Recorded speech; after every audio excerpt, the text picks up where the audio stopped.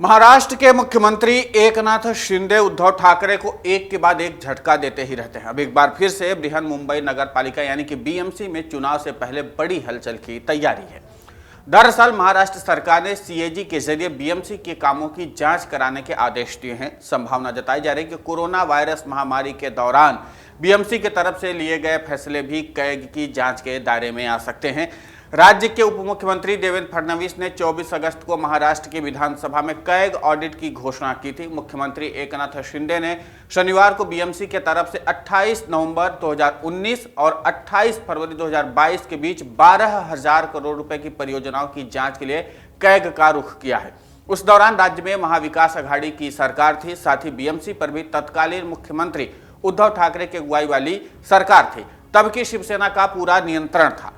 Corona महामारी के दौरान अस्पताल स्थापित करने से जुड़े विवादित फैसलों की जांच कर सकता है। इसमें दसिहर में हुई जमीन की खरीद के साथ साथ वेंडर से उपकरण, दवाएं, ऑक्सीजन खरीदना भी शामिल है, जिनके कथित तौर पर अधिकारियों और राजनेताओं से तार जुड़े हुए हैं। मीडिया रिपोर्ट्स के अनुसार कुछ जगह पाया गया था कि जून जुलाई 2021 में बीएमसी ने अलग अलग अस्पतालों में ऑक्सीजन जनरेशन प्लांट लगाने के ऑर्डर दिए थे। खास बात है कि इसके लिए ब्लैक लिस्ट हो चुकी हाईवे निर्माण कंपनी को 16 जून 2021 को कॉन्ट्रैक्ट दिया गया था। इसके अलावा कोविड केयर सेंटर्स और जंबो या फील्ड अस्पतालों में दी जा रही सेवाओं को लेकर के कॉन्ट्रैक्ट्स पर भी सवाल उठे हैं। खबर है कि लाइफलाइन हॉस्पिटल मैनेजमेंट नाम की फर्म को ऐसे 5 सेंटर चलाने का काम दिया गया था। 26 जून 2020 को कॉन्ट्रैक्ट जाने के दौरान यह कंपनी रजिस्टर्ड नहीं थी। बाद में पाया गया कि यह गैर पंजीकृत कंपनी है और इसे अपारदर्शी तरीके से 100 करोड़ रुपए का काम दिया गया था। हालांकि कोरोना काल के दौरान जरूरी दवाओं की खरीदी में भारी धांधली की खबरें आई थी, लेकिन तब की महाविकास अघाड़ी सरकार ने इस मामले की जांच नहीं करवाई थी। लेकिन अब जब से महाराष्ट्र में एकनाथ शिंदे की सरकार आई है तो बीएमसी पर नई सरकार की पैनी नजर है और यही कारण है कि सीएम एकनाथ शिंदे इस मामले पर काफी तत्परता के साथ काम कर रहे हैं।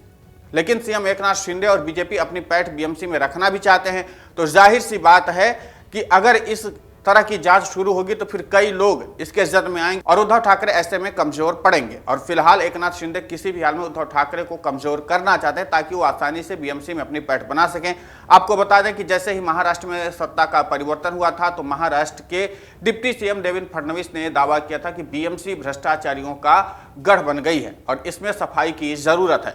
तो उसी समय से कयास लगाए जा रहे थे कि बीएमसी की जांच किसी बड़ी एजेंसी को सौंपी जाएगी और हुआ भी वही। अब बीएमसी की जांच कैग करेगी और इस जांच में पिछली सरकारों की एक एक फाइलों को खंगाला जाएगा और यही कारण है कि सीएम एकनाथ शिंदे ने जांच का आदेश दे दिया है। अब देखना यह होगा कि कैग की इस जांच में क्या खुलासा होता है, क्योंकि अभी तक बीएमसी पर भ्रष्टाचार के कई गंभीर आरोप लग चुके हैं, लेकिन तब की महाविकास अघाड़ी सरकार ने इन आरोपों को सिरे से खारिज कर दिया था। लेकिन बीजेपी इस मामले पर लगातार काम कर रही थी और खुद महाराष्ट्र के डिप्टी सीएम देवेंद्र फडणवीस कह रहे थे कि कोरोना महामारी के दौरान बीएमसी ने हजारों करोड़ रुपए का घोटाला किया है। मरीजों के इलाज में सरकार ने भारी धांधली की है।